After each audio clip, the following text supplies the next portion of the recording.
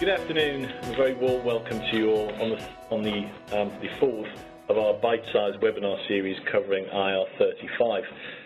For those of you who've missed the first three seminars we've covered, firstly we covered who is responsible in your organisation for IR35. Secondly, we looked at assessing the level of risk across your organisation. And thirdly, we looked at how to make a determination.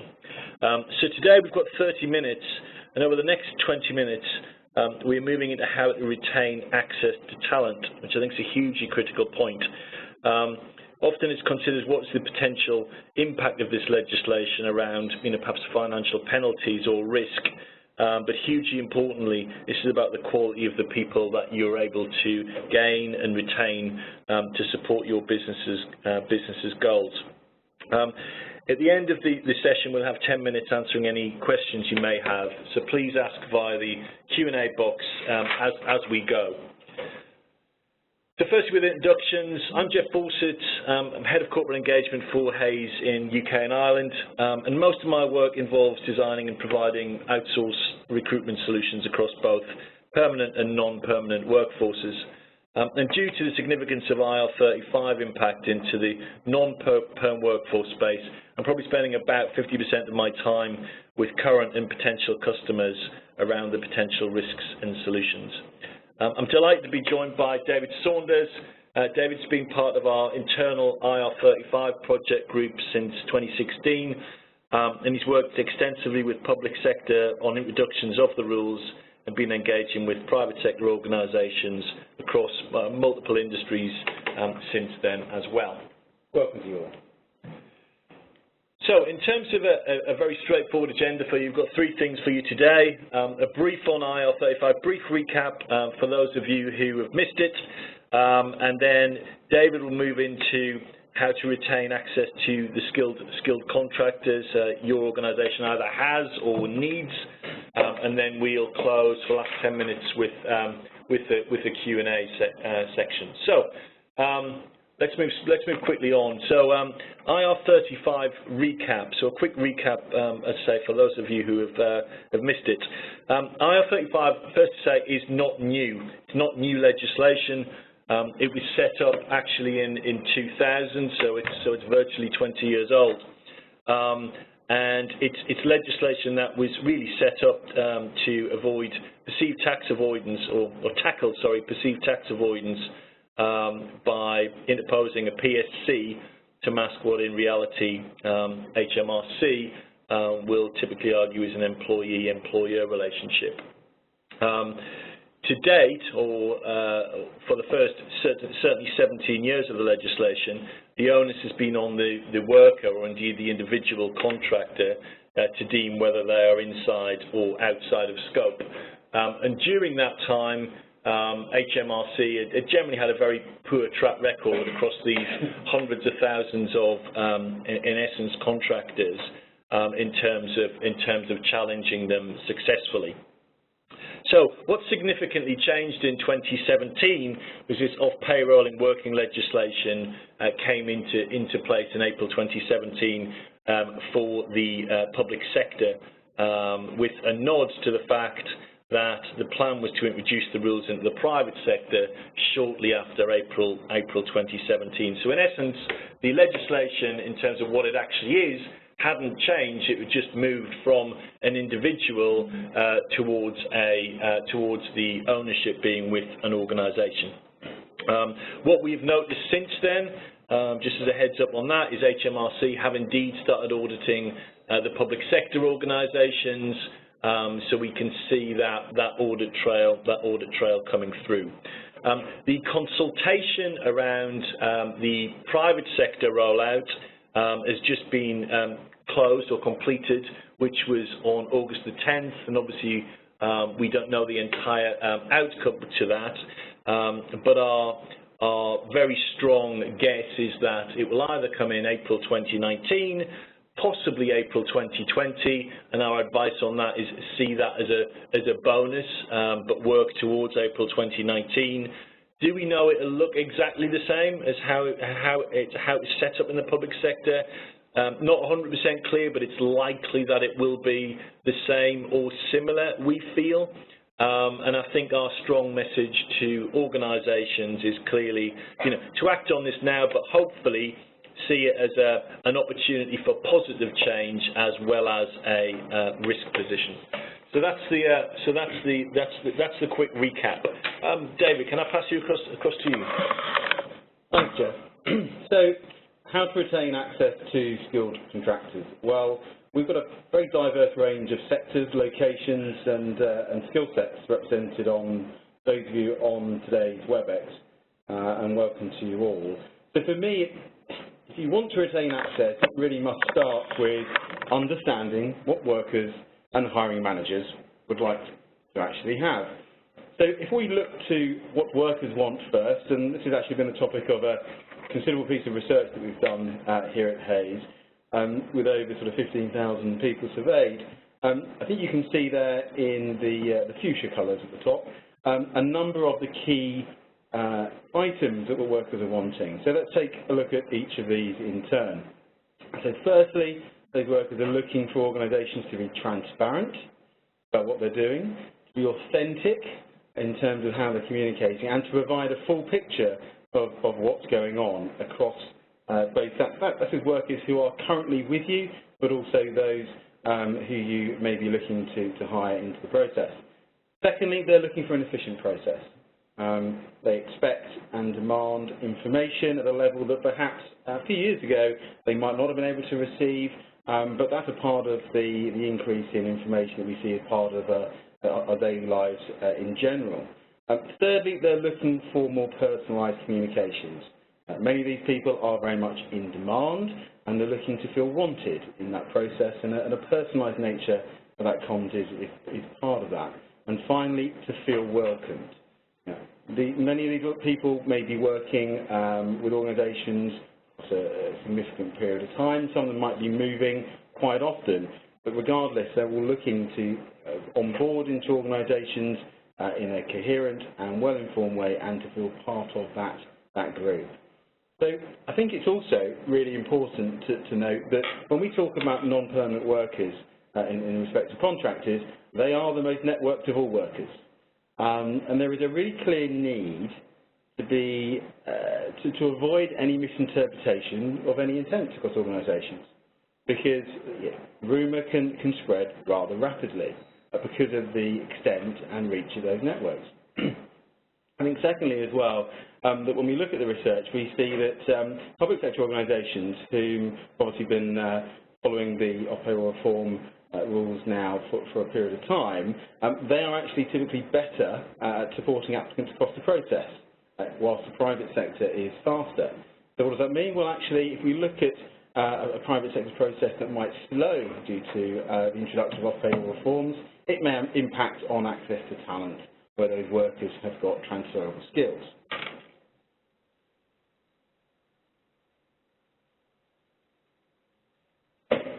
Secondly, let's take a look at what hiring managers are wanting. And here are four key elements from them themselves. Typically, they're wanting flexibility from the resources they're engaging, and they'd like to have some frictionless processes with as little administration as possible in terms of bringing them in. They're looking for speed because their resourcing needs are often very urgent. And ideally, I think you'd ask many and they'd say they'd like minimal corporate intervention in terms of policies.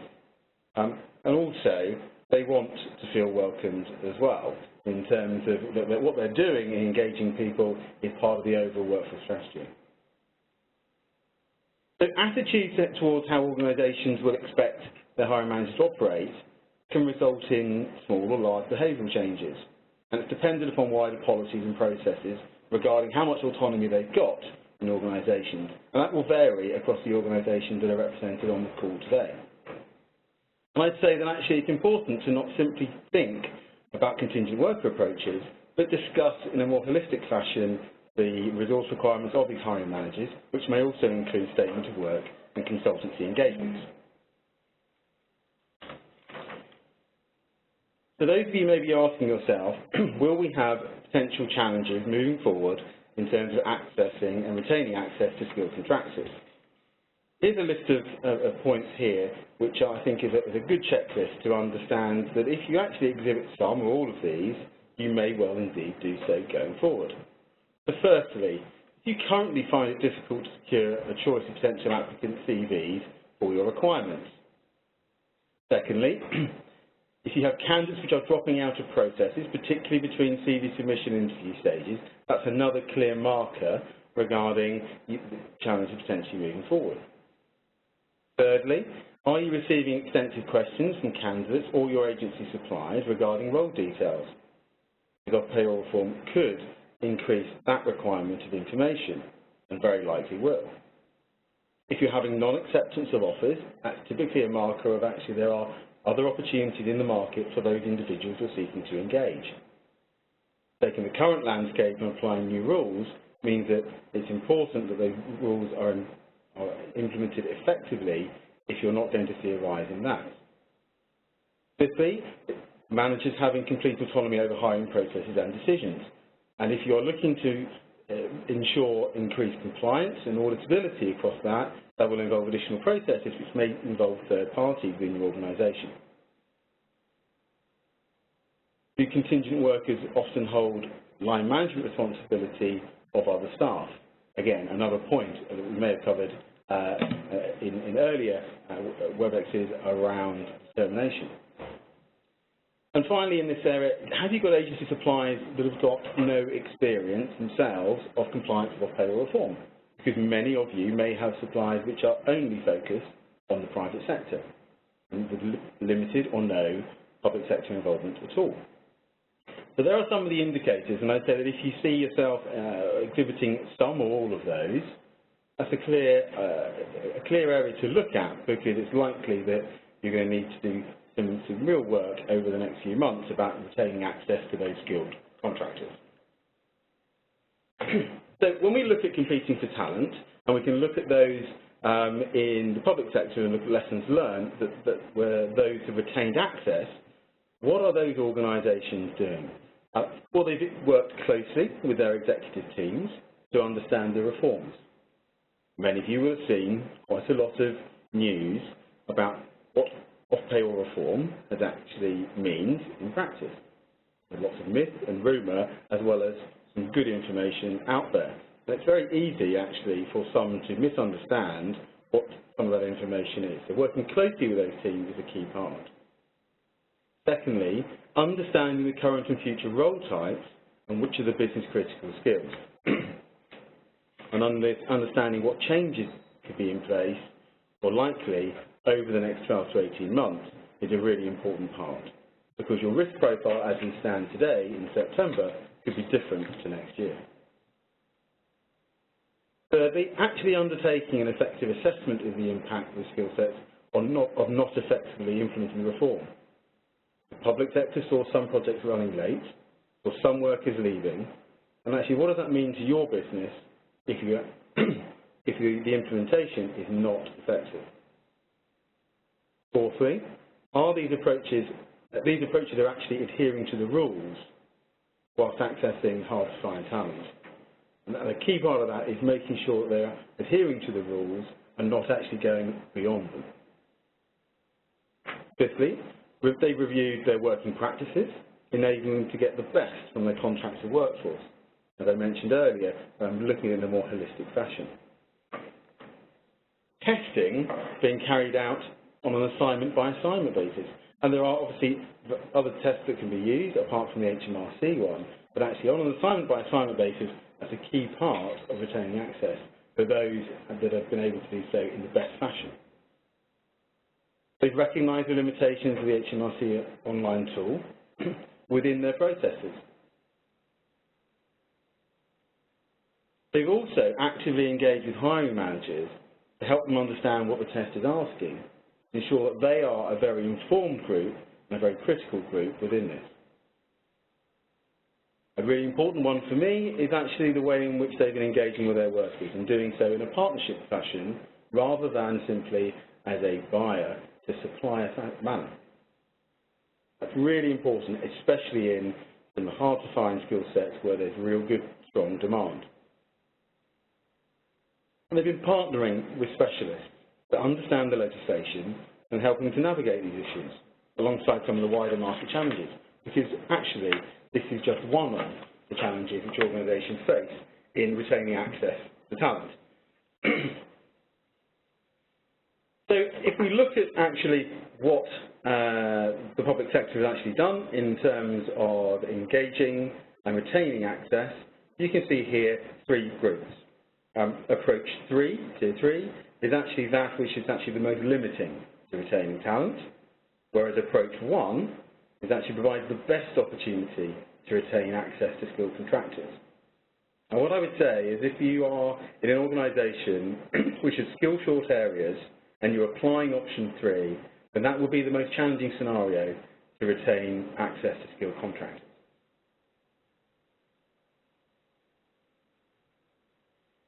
So I referenced earlier that many are taking the opportunity to review their workforce strategy in line with their business strategy. Access to talent, as you can see here, is one of these drivers. And it is undoubtedly one of the most important, and for some, it is the most important. But because these changes are required, there is also the ability to address the wider drivers at the same time. And partnering with specialist recruiters is a key part of that, and we're seeing more look to a partner to actually manage that on their behalf to ensure compliance across all workers, all locations, and all skill sets. So I like to talk about practical steps, and here I'm actually going to cover 5 of them for you. The first of these is to set your internal stakeholder clock correctly. There are meetings that will be in the diaries between now and April, regular meetings across your senior leaders, and it's important to understand when those are happening, because actually, whilst April is the most likely introduction, the work begins from now. And actually engaging with those internal stakeholders and understanding the decision process and understanding actually how you can engage with those in that cycle is a really important part. So setting those internal stakeholder clocks and objectives is a really good thing to do now as a practical step. Secondly, understand your demand profile more accurately. What is your scale of need, and is it going to rise or fall at the time of the introduction? Thirdly, understand the market changes.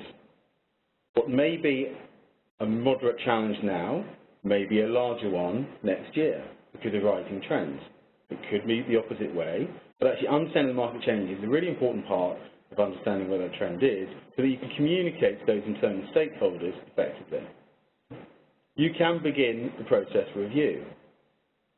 Reviewing processes to understand which elements you may need to change to be compliant and enable you to retain access to the talent you seek. And fifthly, I'd encourage you to communicate with your workers. Radio silence will be viewed negatively by them. They will be communicating with themselves, they will be understanding by reading news reports and in their communities about what is happening, and actually communication from you directly is a really important thing to do in order to, and that may well be simply a case of we understand there are potential changes, we are reviewing them, and we'll communicate with you in good time on that. I think that's a really important point to finish on, David.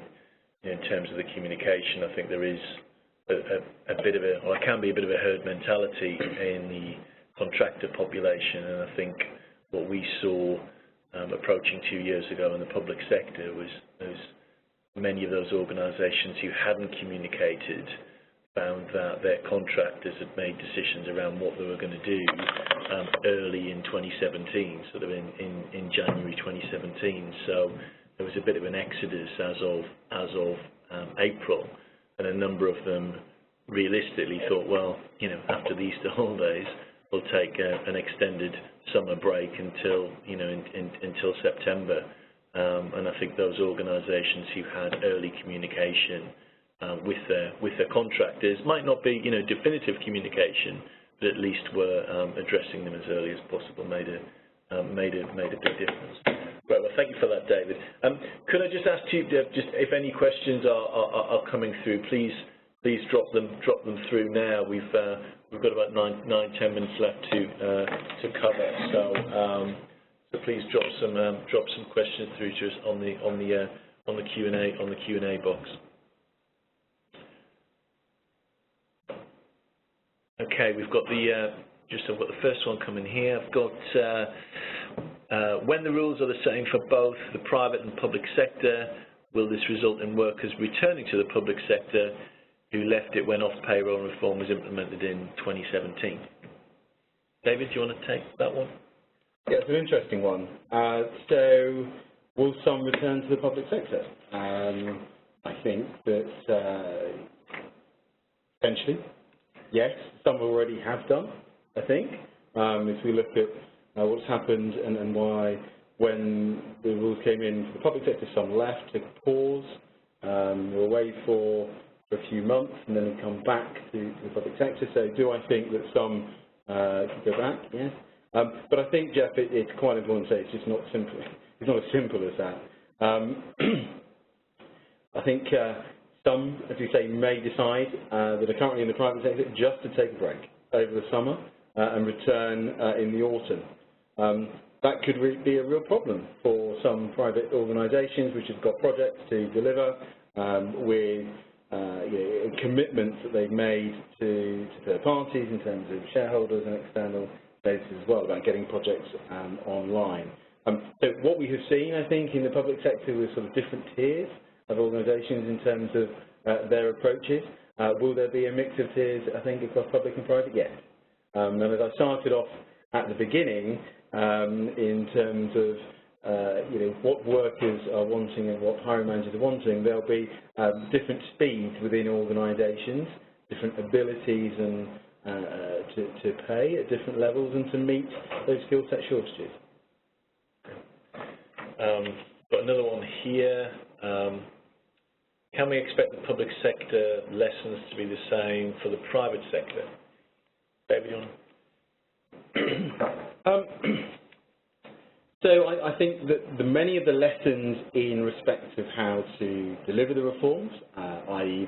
the processes, the making the determinations, as we said, to be the same, due to the way they're anticipated being brought in. And obviously that will finalise that I think the direction of intent there. I think that's one of the reasons why we've had lots of people, hundreds of people on each of these webinar series. I think that what will potentially be different is within different locations within the private sector and actually what happens on a micro level, because some of those individuals will be moving across different organisations in a much speedier fashion than perhaps where some of the tenures in some of the public sector roles may be quite longer. Thank you. We've got another one here. Does an MSP fix all these issues? David? I think... nice question to have. It is. It's a nice and broad question. So the off-payroll reform is part of legislative compliance. And there is always going to be changes in that, just as there has also been changes in skill set availability. So the ability and having an MSP is a key enabler to delivering an effective and consistent process, as many organisations currently do not have that. The importance of understanding who organisations have, where, for how long, why they're engaging them, and the benefits that they're actually delivering in terms of the tasks they're performing is something which is absolutely, Jeff, far easier to understand with an MSP in place. Got one here. Where's it gone? It's just disappeared. Give me 2 seconds.